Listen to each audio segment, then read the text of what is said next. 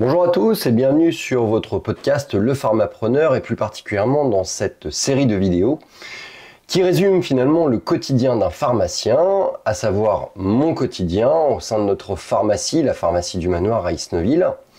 Dans ces vidéos, je te parle de mes journées, de mes semaines, de mes interactions avec mes différents collaborateurs, mais également mes interactions avec les représentants commerciaux, les laboratoires, les patients aussi, éventuellement les médecins, et puis aussi mes confrères associés, Maxime pour la pharmacie des Emmurés, Hélène pour la pharmacie de Pavilly, et puis mes collègues et amis de mon cercle de rétro, avec lesquels nous travaillons activement d'un point de vue commercial, mais également d'un point de vue entrepreneurial.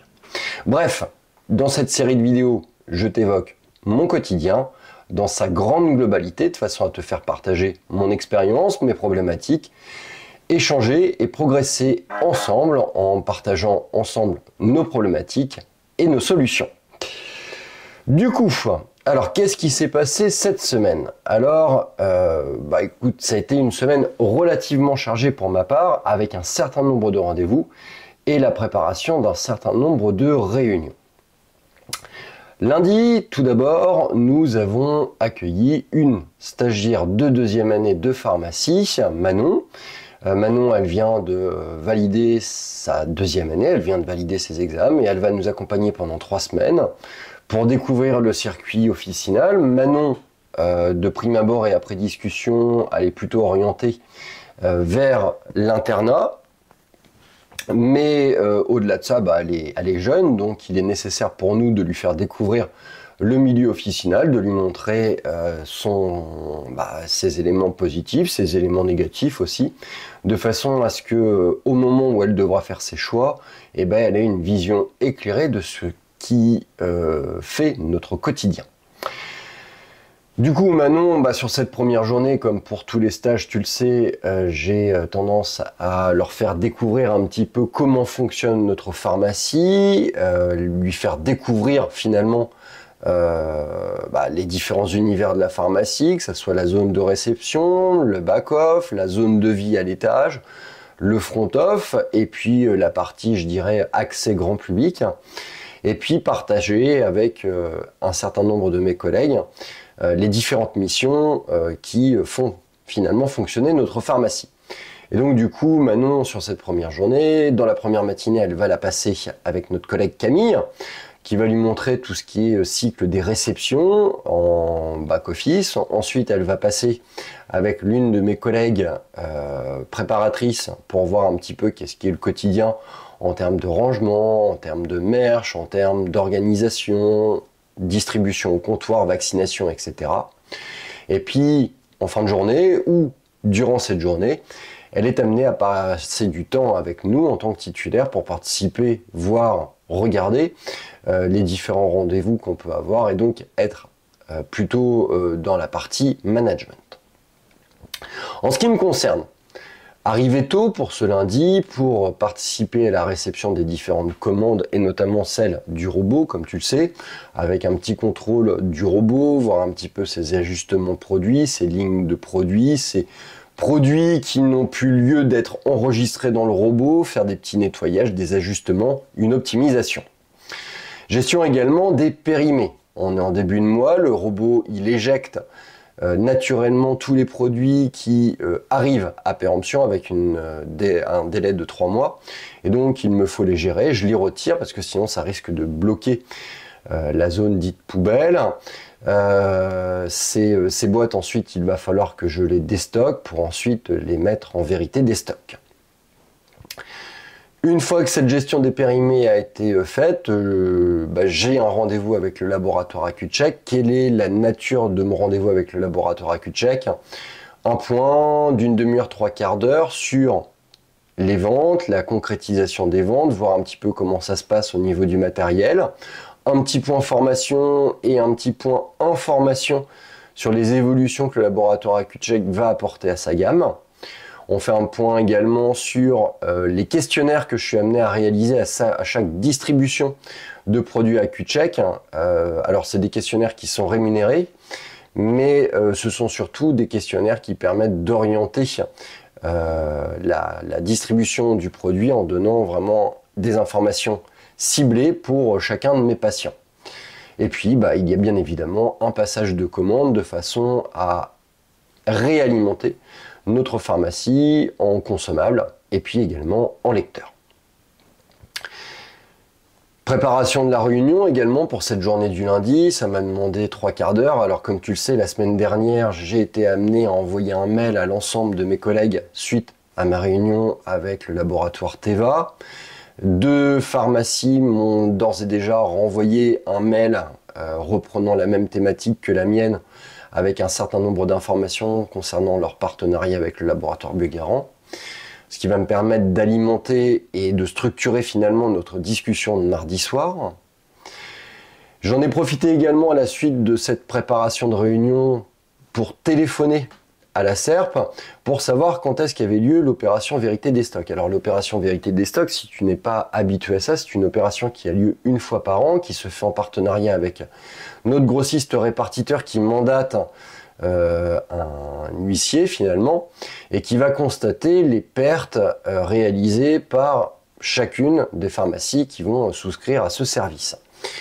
Le but en fait c'est d'envoyer l'ensemble de produits périmés non vendus de façon à pouvoir officiellement récupérer la TVA que nous n'avons pas pu récolter lors de la vente de ces mêmes produits. Nous en l'occurrence, donc la Vérité des Stocks, c'est quelque chose que l'on prépare tout au long de l'année. On a créé un fichier type qui nous permet au fur et à mesure de la rentrée de ces produits de générer des listings de vente. Donc c'est souvent ma collègue Sylvie qui s'en occupe. Une fois toutes les 2 ou 3 semaines, elle reprend tous les produits périmés qu'on a pu avoir, donc non repris par les laboratoires pour le coup. Et elle les met dans des cartons spécifiques, elle en édite un listing, édite également un fichier de valorisation de TVA pour chacun des cartons, et les cartons sont stockés dans notre garage, numérotés, archivés, le tout avec un petit fichier Excel et des PDF qui sont enregistrés dans un dossier. Et au moment de l'opération Vérité des Stocks, on n'a plus qu'à réimprimer ce fichier, coller les étiquettes qui nous ont été passer par la SERP, et puis contacter le service logistique, le service garage de la SERP, de façon à pouvoir s'organiser avec le livreur, de façon à ce que ça se passe d'une manière, je dirais, respectable. Moi j'ai à cœur d'aider le livreur, parce que c'est une action qui est relativement lourde. Nous on n'a pas loin de 29 cartons, et donc on s'organise de façon à ce que ça se passe d'une manière optimale. Et si le chauffeur-livreur de la SERP voit cette vidéo, j'espère que ça a été pas trop pénible et qu'on a fait ça correctement tous les deux. Voilà. Si tu as besoin que je te transmette ce dossier de Vérité des Stocks de façon à t'aider pour toi-même la bonne réalisation de la Vérité des Stocks, n'hésite pas à me le demander en commentaire et je te transmettrai ce fichier. Du comptoir, bien évidemment, pour émailler un petit peu toutes ces actions. La réalisation et la vérification des anticipeurs d'eau également, parce qu'on est en début de mois et donc il est important de vérifier que tout soit bien réalisé. Un petit pointage avec ma collègue Annabelle des locations qui restaient à être clôturées, car ni Annabelle ni moi nous étions présents en cette fin de mois du mois de mai, donc il a fallu clôturer les dossiers du mois de mai. Point banque et grossiste, comme tu le sais, je fais un petit point en fait sur notre trésorerie au niveau de la BNP, puis également au niveau de la SERP. Le but c'est d'être toujours dans un bon niveau de flottaison au niveau de notre trésorerie, s'assurer finalement qu'on a tout ce qu'il faut comme il faut sur nos comptes bancaires. Vérification également que les différentes promos du mois ont bien été rangées et activées au sein de notre pharmacie. Réalisation de mon point hebdomadaire, je dirais sécu mutuelle, avec le traitement des différents litiges, l'éventuelle communication avec les patients pour lesquels je pourrais avoir des problèmes d'enregistrement de dossier.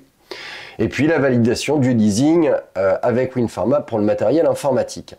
On a opté pour un leasing avec Marc-Antoine plus que pour un prêt, parce que finalement plus simple, parce que finalement je dirais plus avantageux au niveau du taux.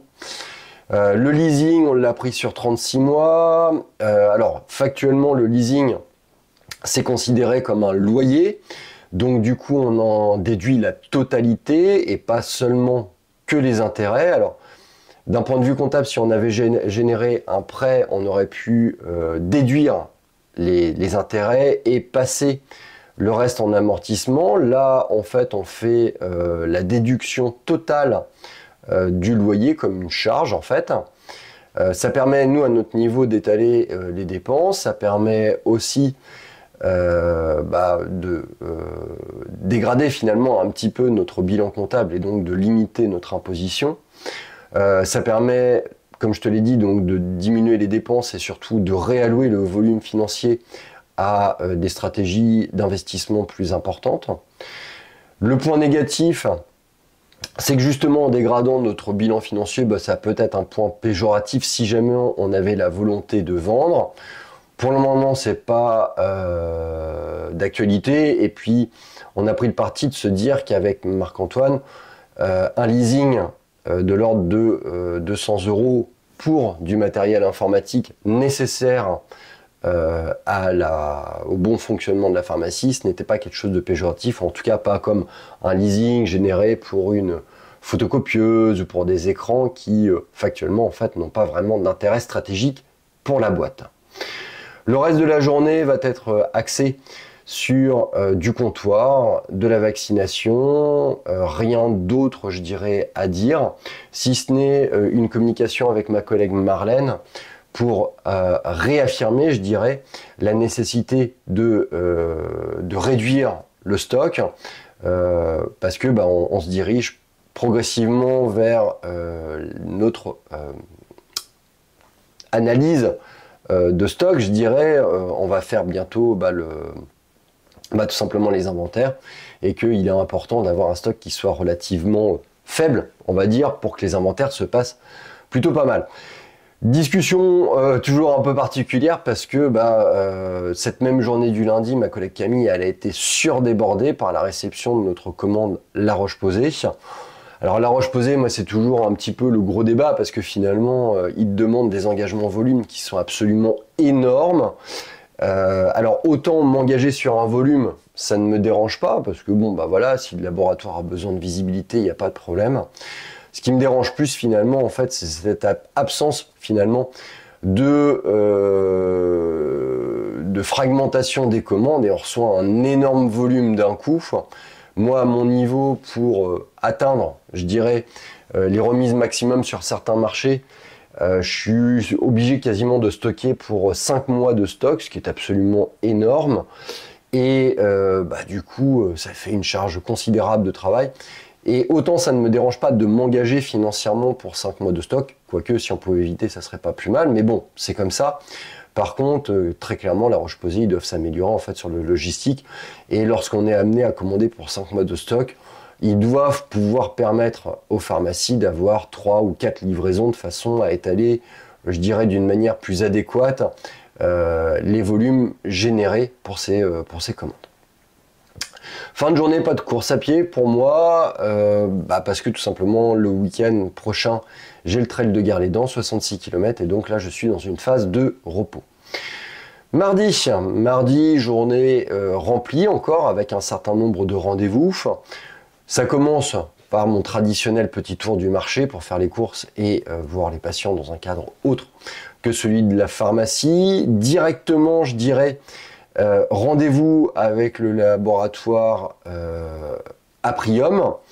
Laboratoire Aprium, alors c'est pas un laboratoire, pardon, c'est un groupement. Comme tu le sais, je me suis lancé dans un cycle de rencontres, de discussions, d'échanges avec un certain nombre de groupements.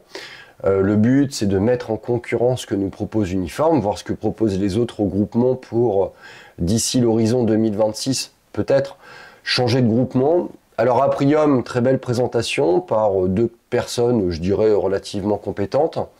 Qu'est-ce que propose Aprium ? Finalement, un peu la même chose que ce que propose l'ensemble des groupements, c'est-à-dire des manœuvres, je dirais, économiques, avec des systèmes de push tous les 2 mois, des systèmes de leaflet avec des actions promotionnelles, un site trade pour suivre et enregistrer, valider toutes les actions commerciales.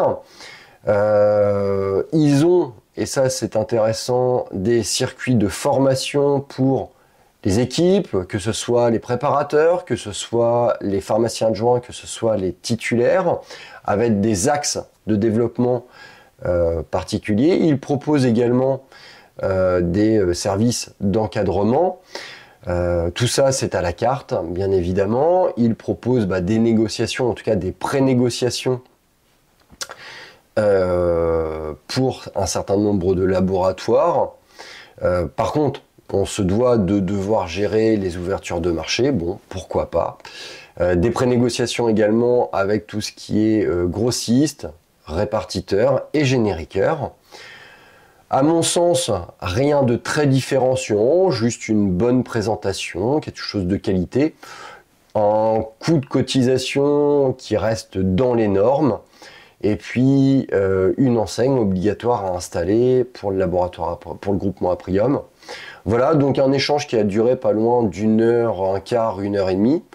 Très intéressant en soi, qui me permet de le mettre en comparaison avec d'autres groupements, et notamment comme le groupement unique. Je pense qu'il rentre vraiment en concurrence avec ce groupement-là. Voilà, que dire? Rien, tout simplement qu'il va falloir continuer notre analyse et notre démarchage pour pouvoir nous positionner dans cette stratégie de groupement. Préparation encore une fois de la réunion du soir, échange avec un certain nombre de collègues pour voir comment on allait s'organiser. De nouveau un problème de monte charge pour notre pharmacie. Mon collègue Marc-Antoine a du coup téléphoné à Etna France qui vont mandater une action assez rapide. Et force est de constater qu'elle a été faite car dès le mercredi, on avait un technicien qui était sur site. Du comptoir, encore une fois, des commandes bien évidemment à réceptionner.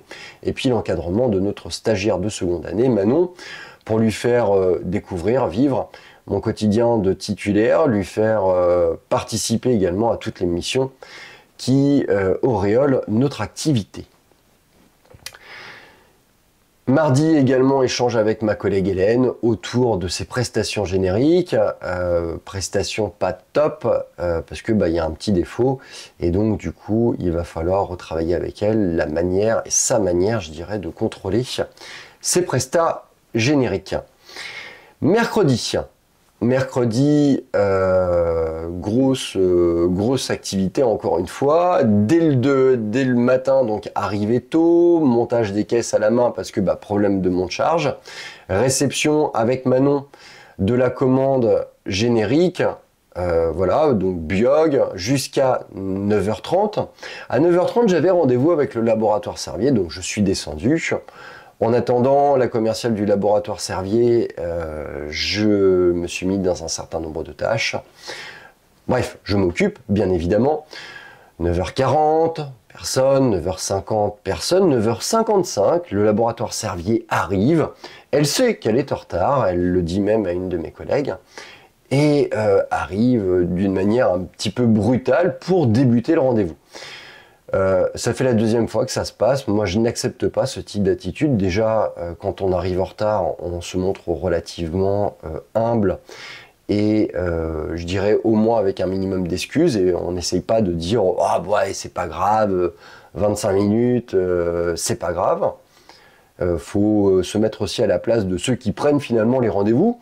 Et que lorsqu'on dit 9h30, moi je projette 9h30, j'arrête certaines choses à 9h30. Et que je programme également d'autres rendez-vous en fonction d'un rendez-vous à 9h30. Et donc, c'est ce que je lui fais comprendre, c'est que moi j'ai d'autres rendez-vous, notamment j'ai un rendez-vous à 10h avec Adilis Formation, et donc de rendez-vous, il n'y en aura pas. Ça fait la deuxième fois que ça se passe, donc du coup, moi je sais ce que je lui ai dit la prochaine fois, écoutez, il n'y aura pas de rendez-vous physique, on fera des rendez-vous par téléphone, et ça sera largement suffisant. D'ailleurs, ma commande, vous allez la prendre, mais pas tout de suite, hein, vous allez pouvoir repartir, et puis dans l'après-midi, je vous passerai un coup de fil, je vous passerai ma commande, et puis je pense que nos interactions vont s'arrêter là.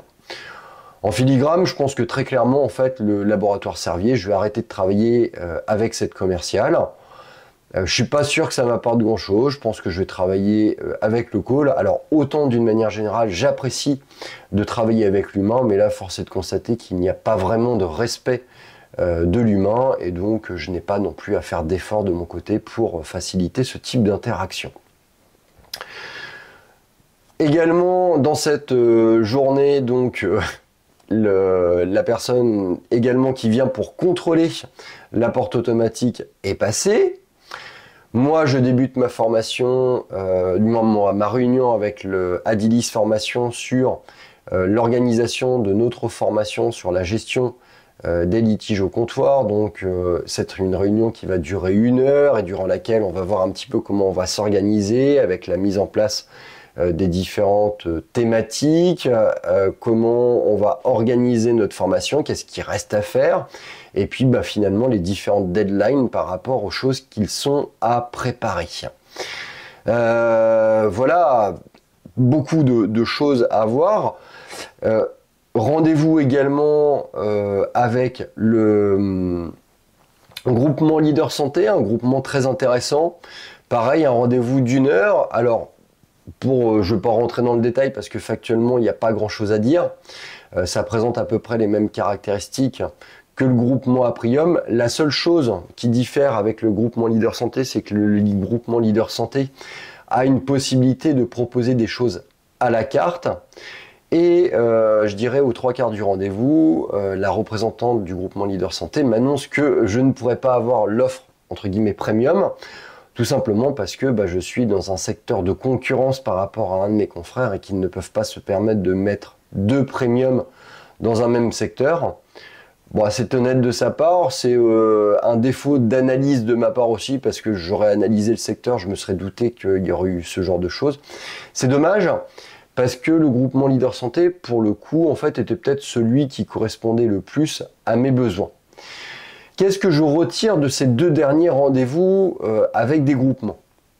Donc en fait, factuellement, ils apportent grosso modo à peu près toujours les mêmes choses, à savoir des pré-négociations pour un certain nombre de laboratoires, des pré-négociations avec les grossistes répartiteurs et avec les génériqueurs, une offre avec des systèmes de push ou de précommande à valider pour alimenter des leaflets promotionnels qu'on reçoit tous les 2 ou 3 mois en fonction des groupements, des logiciels de type trade qui vont permettre d'analyser, de mettre en place, de suivre, de se faire payer des plans marketing mis en place au niveau de ma pharmacie. Également la possibilité de solliciter des chargés d'analyse structurelle pour faire évoluer ma pharmacie, pour réagencer ma pharmacie. Voilà, tout ça c'est un peu commun, je dirais. Ce qui peut être parfois différenciant en fonction des groupements, c'est des capacités de formation d'équipe dans sa grande globalité. Qu'est-ce qui manque à ces groupements? Et finalement, c'est peut-être aussi ce que je recherche, moi, dans ces groupements. C'est 2 aspects. Le premier, c'est l'aspect, je dirais, encadrement personnel de pharmacie. C'est-à-dire que je rêverais, finalement, d'un groupement qui me propose un système de coaching, une personne qui, tous les mois ou tous les 2 mois, passe dans ma pharmacie, pendant la première année, fasse un bilan un peu de l'activité de ma pharmacie, prenne ce que j'ai, essaye d'optimiser, qu'on se fixe un objectif à 1 an pour atteindre un certain chiffre d'affaires, pour voir un petit peu l'interaction, comment ça fonctionne.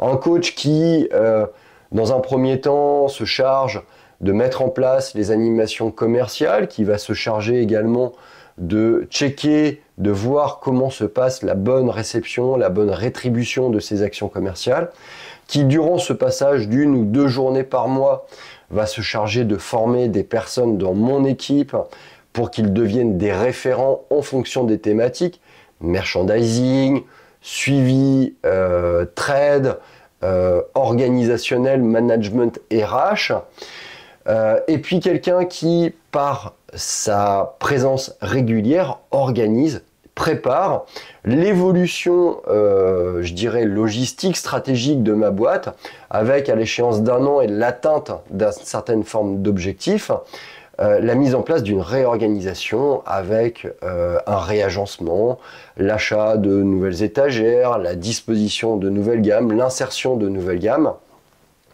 Bref, quelqu'un qui vient s'intégrer au sein de mon équipe, mais qui apporte finalement ce que je n'ai pas, à savoir une vision neuve, une vision appuyée et étayée par des connaissances techniques que je n'ai pas. Voilà, donc ça c'est la première des choses que je recherche finalement dans un groupement, et pour l'instant je n'ai pas encore trouvé de groupement qui me l'apporte. Et puis il y a un autre aspect que j'aurais aimé et que j'aimerais qu'un groupement me propose, mais ça devient de plus en plus compliqué je pense. C'est un système de centrale d'achat, c'est-à-dire que à une époque où finalement le coût produit, c'est un véritable challenge, c'est une immobilisation de stock, c'est une mauvaise parfois allocation de trésorerie, et j'aimerais que certains groupements me proposent finalement un stock tampon, me permettant de diminuer mon propre stock et me permettre finalement d'alimenter régulièrement ma pharmacie avec les meilleures conditions du marché. Bref, diminuer mon travail auprès des laboratoires d'une manière directe. Par exemple, ne pas avoir besoin d'ouvrir certains marchés. Je pense notamment à des marchés comme La Roche-Posay qui peuvent être excessivement lourds à gérer tant sur le point économique que sur le point de vue logistique. Mais bon, ça commence à devenir compliqué parce que finalement, si ça représente un véritable coût économique pour moi, ça représente également un véritable coût économique pour ces groupements. Et ont-ils les reins financiers pour gérer ça? Pas forcément. Jeudi, pour ma part, c'est une journée plutôt cool et finalement assez axée comptoir parce que tout simplement, il n'y a pas forcément beaucoup de rendez-vous, tout simplement. Donc voilà, du comptoir et surtout une demi-journée de travail parce que le matin, comme tu le sais, le jeudi matin, je ne travaille pas, donc du coup, c'est essentiellement que le jeudi après-midi pour ma part. Petit point maintenant sur la réunion qu'on a eue avec mes différents collègues de mon groupement informel, je dirais, et cette réunion qu'on a voulu mettre en place autour du générique. Donc comme tu le sais, cette première réunion, elle a pour but de nous organiser, de mettre en place notre stratégie de discussion avec les différents grossistes, génériqueurs, pardon, qui nous ont sollicité, à savoir Teva, Viatris Mylan et Biogarant. Et finalement, cette réunion, de la manière dont on l'a entreaperçue, elle va nous permettre d'élargir un petit peu finalement notre recherche. Déjà, qu'est-ce qu'on peut dire sur ce type de réunion? C'est que c'est extrêmement compliqué de s'organiser, de mettre en place des choses qui nous sont communes à tous. On a tous des besoins qui nous sont spécifiques et finalement un peu différents. Et le gros challenge lorsqu'on est à cette pharmacie, c'est d'organiser une réunion et finalement préparer des réunions où tout le monde sera satisfait de ce qui sera exposé, de ce qui en sera déduit. Bon, déjà, 7 intervenants, donc cette première réunion nous a permis de collecter un certain nombre d'informations. Il me reste encore 2 autres pharmacies pour lesquelles il va falloir que je collecte les informations. L'objectif à l'issue de cette réunion, c'est de mettre en place un tableau qui va réunir nos différents chiffres, nos besoins spécifiques, les plus, les moins avec notre interaction avec le laboratoire Biogarant. Tout le monde a analysé l'offre Teva. Qu'est-ce qu'on peut en dire? C'est une bonne offre, ça, il n'y a pas de problème.